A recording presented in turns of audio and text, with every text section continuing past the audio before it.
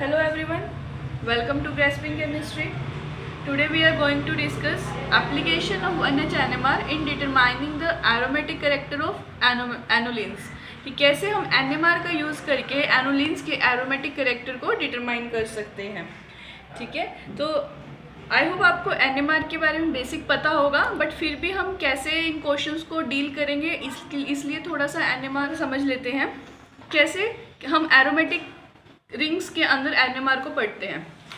जैसे हमारे पास benzene ring given है एक, ठीक है, इनका जब हम इनका NMR लेते हैं तब हमारे पास जो आउटसाइड जितने भी हाइड्रोजन्स होते हैं वो सारे के सारे जो हैं वो डी शीटेड रीजन में चल जाते हैं। अप्रॉक्सीमेट जब इनका NMR आता है वो 6 to 8 के इन बिटवीन ही आता है, 6 to 8 ppm आता है। तो कैसे वो 6 to 8 ppm आता है, देखिए जैसे हमने बेंजीन को अपने NMR ट्यूब में हम लेते हैं तो उसको ऐसे प्लेस किया जाता है कि मैग्नेटिक फील्ड जो है वो हमने अप्लाई की। ठीक है, ये बी नोट क्या है, हमारी अप्लाइड मैग्नेटिक फील्ड है। इसके डीलोकलाइजेशन इलेक्ट्रॉन के, देखिए जो डीलोकलाइजेशन है इलेक्ट्रॉन का, उनकी वजह से भी इसके अंदर एक रिंग करंट की जनरेशन हुई। ठीक है, तो ये क्या है, जो रिंग करंट जनरेट हुआ due to the delocalisation of the electrons which are present in the benzene ring. तो ये रिंग करंट जो है वो इस तरीके से इंड्यूस हुआ कि जो बाहर वाले इलेक्ट्रॉन्स हैं जितने भी, उनकी जो मैग्नेटिक फील्ड की डायरेक्शन थी, इंड्यूस्ड मैग्नेटिक फील्ड की जो डायरेक्शन थी वो अपवर्ड थी, देखिए अपवर्ड थी। ठीक है, और जो इनर साइड रिंग करंट की वजह से जो मैग्नेटिक फील्ड इंड्यूस हुआ है उसकी डायरेक्शन कैसी है, डाउनवर्ड है।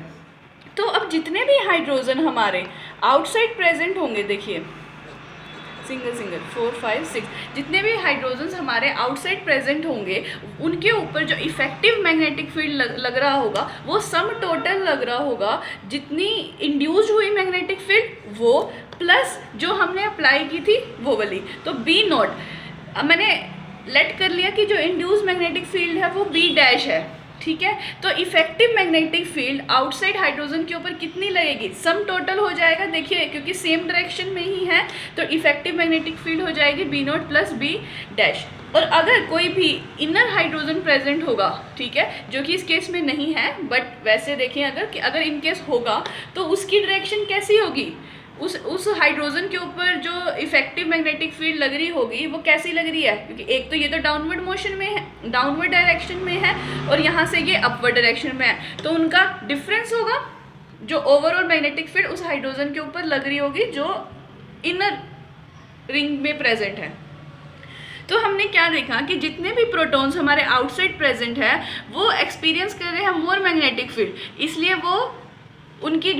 उनकी जो डेल वैल्यू है वो भी बहुत ज़्यादा आएगी, हाईली डी शीटेड रीजन में चले जाएंगे। और जितने भी हाइड्रोजन हमारे इनर की तरफ प्रेजेंट होंगे जो कि स्ट्रक्चर में नहीं है, बट फिर भी अगर इनके आगे हम एनोलिन्स की बात करेंगे उनमें प्रेजेंट होंगे तो वो कहाँ चले जाएंगे, हमारे शील्डेड रीजन में चले जाएंगे। ठीक है, अब हम एक एग्जाम्पल डिस्कस कर रहे हैं। देखिए ये 6 एनोलिन का ही एग्जाम्पल है, आपको पता होना चाहिए कि बेंजीन को ही हम 6 एनोलिन भी बोल देते हैं। तो वैसे क्या किया हमने इस स्ट्रक्चर के अंदर, ये स्ट्रक्चर कैसा है हमारा 4n+2 पाई इलेक्ट्रॉन सिस्टम का है, 6 पाई इलेक्ट्रॉन है इसके अंदर। तो ये कैसा हो गया, एरोमेटिक जितने भी कंपाउंड्स होते हैं उनके अंदर कैसा रिंग करंट होता है, डायामैग्नेटिक रिंग करंट। देखिए ये बात आपको पता होनी चाहिए कि एरोमेटिक कंपाउंड्स के अंदर डायामैग्नेटिक रिंग करंट होता है, और एंटी एरोमेटिक कंपाउंड्स होते हैं जो उनके अंदर पैरामैग्नेटिक रिंग करंट होता है। ठीक है, और जितने भी नॉन एरोमेटिक होते हैं उनके अंदर रिंग करंट ही नहीं होता। ठीक है, तो ये बात आपको पता होनी चाहिए। जैसे एरोमेटिक है तो इसके अंदर कैसा रिंग करंट होगा, डायामैग्नेटिक रिंग करंट होगा। तो हमने जब इसके अंदर रिंग करंट की जनरेशन की तो हमारे जितने भी हाइड्रोजन बाहर की तरफ हैं वो कैसे रिंग करंट में आएंगे, डायामैग्नेटिक रिंग करंट में, और जितने भी हाइड्रोजन अंदर की तरफ होंगे वो कैसे रिंग करंट में आएंगे, पैरामैग्नेटिक रिंग करंट में। जैसे कि जहाँ पैरामैग्नेटिक का मतलब है जहाँ पे हमारी जो डायरेक्शन है मैग्नेटिक फील्ड की, इंड्यूस्ड मैग्नेटिक फील्ड की, और जो हम अप्लाई कर रहे हैं मैग्नेटिक फील्ड की वो अपोजिट हो जाए, और डायामैग्नेटिक रिंग करंट जहाँ पर सेम हो जाए डायरेक्शन। तो अब हमने जब इसके ऊपर मैग्नेटिक फील्ड अप्लाई की तो रिंग करंट की वजह से भी इंड्यूस भी हुई होगी मैग्नेटिक फील्ड। तो हमने क्या देखा कि जो मैग्नेटिक फील्ड हमने अप्लाई की है वो सेम डायरेक्शन में ही है किसके, जो हमारा इंड्यूस हो रहा है मैग्नेटिक फील्ड, किस हाइड्रोजन के लिए, इन हाइड्रोजन्स के लिए, ठीक है, जो इस कार्बन पर प्रेजेंट है, जो कि मैंने स्टार करके मार्क किया है। तो इसका मतलब क्या हुआ कि जो इस हाइड्रोजन की पीक होगी और जो इस हाइड्रोजन की पीक होगी वो कैसी होगी, वो डी शील्डेड रीजन में चली जाएगी, क्योंकि इनके ऊपर जो मैग्नेटिक फील्ड इंड्यूस हुई है और जो हमने मैग्नेटिक फील्ड अप्लाई की है, तो इनके ऊपर जो इफेक्टिव मैग्नेटिक फील्ड लगेगी वो सम टोटल हो जाएगी अप्लाइड मैग्नेटिक फील्ड के और हमारी जो इंड्यूस हुई है उस मैग्नेटिक फील्ड के। तो इसकी वजह से तो CH2 का जो हाइड्रोजन है वो डी शील्डेड रीजन में चला जाएगा। अब देखिए इस CH2 की बात करें जो हमारा टॉप मोस्ट पर प्रेजेंट है, इसके ऊपर कैसा रिंग करंट आ रहा है, देखिए इसके ऊपर कैसा मैग्नेटिक फील्ड, इसके ऊपर कैसी मैग्नेटिक फील्ड इंड्यूस हो रही है डाउनवर्ड डायरेक्शन में, और हम लगा कैसे रहे हैं, अपवर्ड डायरेक्शन में। तो दोनों अपोजिट हो गई। तो अपोजिट होने की वजह से जो इस हाइड्रोजन की जो पीक होगी 1H NMR के अंदर वो हमारी शील्डेड रीजन में चली जाएगी, ठीक है। तो इसीलिए इसकी वैल्यू लो आती है और इन दोनों की वैल्यू NMR में हाई आती है। अब हम डिस्कस कर रहे हैं हमारा नेक्स्ट एग्जाम्पल 10 एनोलिन्स का। 10 एनोलिन्स देखिए कैसे सिस्टम है, 4n + 2 पाई इलेक्ट्रॉन सिस्टम है।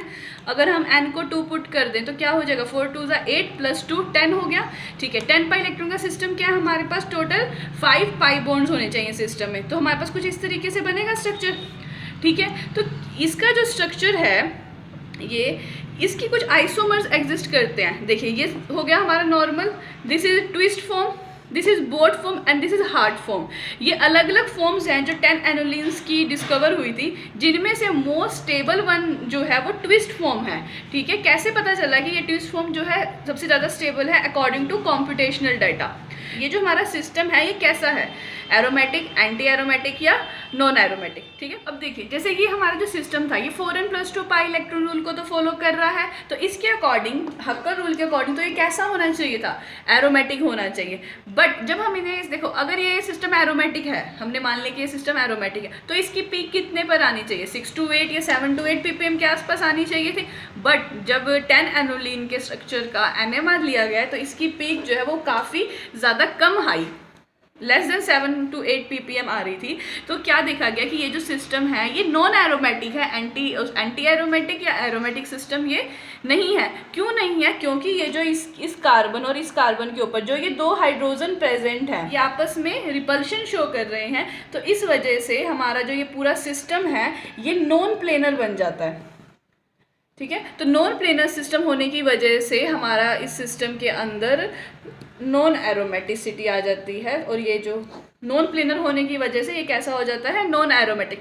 देखिए एंटी एरोमेटिक भी अगर कोई सिस्टम है और एरोमेटिक सिस्टम है, उन दोनों में क्या बात कॉमन है, प्लेनर होना चाहिए, ठीक है, और डीलोकलाइजेशन होनी चाहिए। डीलोकलाइजेशन एरोमेटिक में भी मांगते हैं और एंटी एरोमेटिक में भी मांगते हैं। ये नहीं है कि एंटी एरोमेटिक में डीलोकलाइजेशन नहीं होगी, वहाँ पर भी होगी, ठीक है। बट नॉन एरोमेटिक ही एक ऐसा होता है जिसमें नॉन प्लेनरिटी की वजह से डीलोकलाइजेशन नहीं होती। और यहाँ पर डीलोकलाइजेशन क्यों नहीं हो रही है, because of these 2 hydrogen which are suffering repulsion.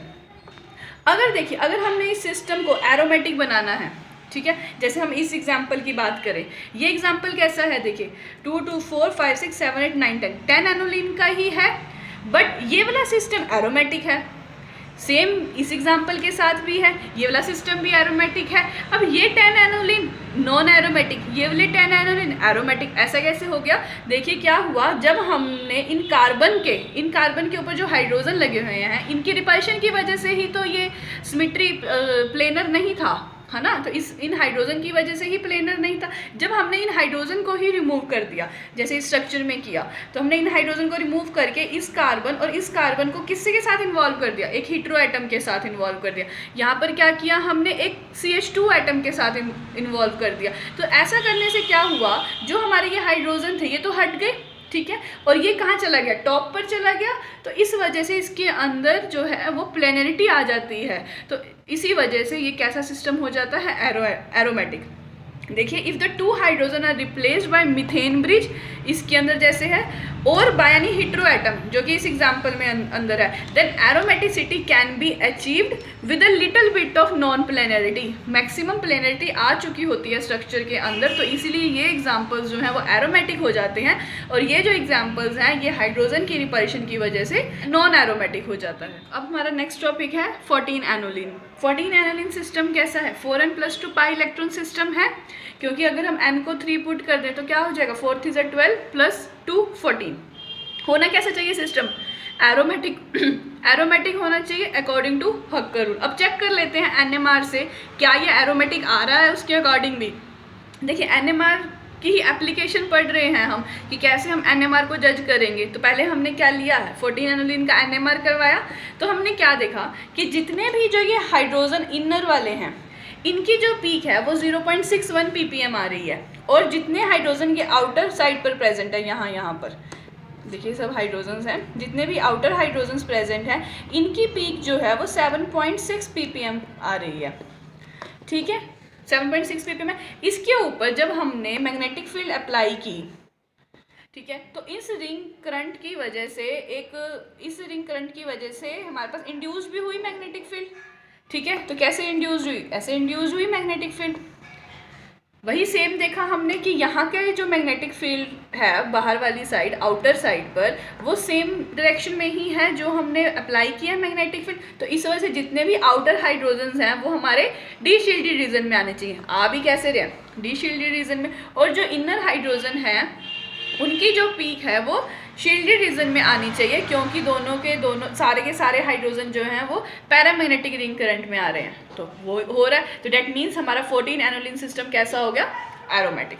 अब हमने नेक्स्ट एग्जाम्पल लिया है। देखिए, ये एग्जाम्पल भी किसका है? ये भी 14 एनोलिन का ही एग्जाम्पल है। देखिए क्या किया है, अब हमने ये कार्बन और इस कार्बन को एक नीचे एक कार्बन से जोड़ दिया, इस कार्बन और इस कार्बन को एक यहाँ कार्बन से जोड़े, दोनों के बीच में बॉन्ड है। अपर वाले कार्बन पर CH3 है, लोअर वाले कार्बन पर below the plane CH3 present है। कैसा सिस्टम हो गया? 14 पाई इलेक्ट्रॉन सिस्टम है। कैसा होगा? एरोमेटिक होगा, डायमैग्नेटिक रिंग करंट जनरेट हो रहा होगा, जितने भी आउटर साइड पर हाइड्रोजन प्रेजेंट है वो सारे डी शील्डेड रीजन पर, और जो भी हमारे इनर हाइड्रोजन प्रेजेंट है जो कि ये CH3 के हैं, ये सारे कहाँ चले जाएंगे? शील्डेड रीजन के अंदर। और इनकी वैल्यू आती है हमारी ऑलमोस्ट, इनकी जो पीक है वो आती है 4.25 ppm पर, और जो आउटर हाइड्रोजन है इनकी पीक आती है हमारी 8.2 ppm पे। ठीक है, अब हम क्या कर रहे हैं, हम इस 14 पाई इलेक्ट्रॉन सिस्टम की जो ये 14 एनोलिन है इसकी रिएक्शन करा रहे हैं पोटेशियम के साथ। ठीक है, देखिए क्या होता है, पोटेशियम एक सिंगल इलेक्ट्रॉन डोनर है। जैसे हम सोडियम को लेते हैं single electron donor, birch reduction में यूज़ करते हैं, तो वैसे ही हमारा पोटेशियम और लिथियम भी क्या है? सिंगल इलेक्ट्रॉन डोनर है।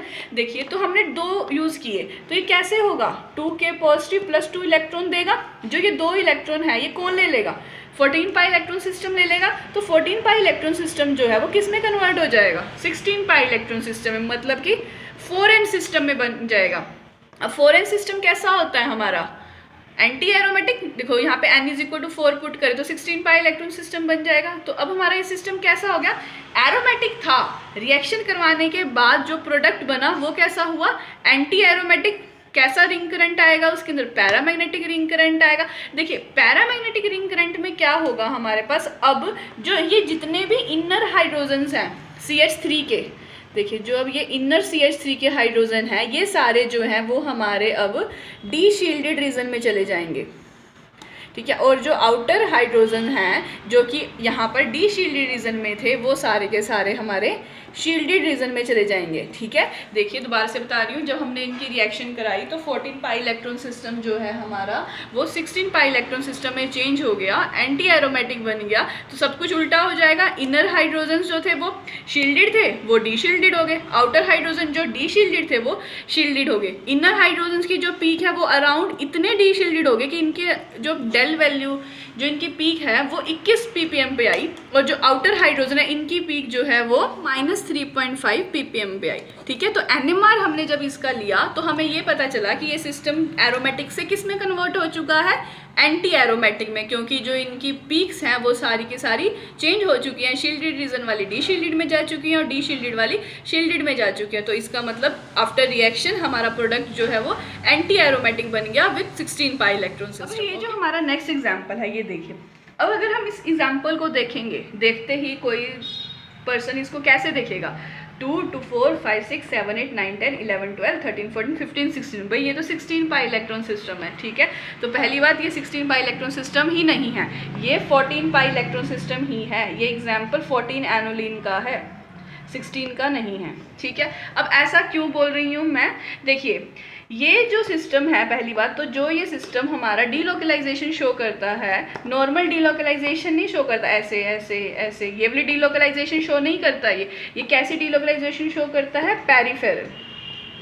अब पेरिफेरल डीलोकलाइजेशन का मतलब क्या है, जो ऐसी इलेक्ट्रॉन्स की मूवमेंट या ऐसी डीलोकलाइजेशन जो सिर्फ कहाँ हो, पेरिफेरी पर हो, सिर्फ सर्कमफ्रेंस पर हो। देखिए ये इलेक्ट्रॉन इधर, ये इलेक्ट्रॉन इधर, उसके बाद ये इलेक्ट्रॉन इधर, ये इलेक्ट्रॉन इधर, ये इधर, ये इधर, ये देखिए। ठीक है, तो ये कैसी है, पेरिफेरल, जिसके अंदर जो ये हमारा ये वाला बॉन्ड है ये इन्वॉल्व नहीं होता।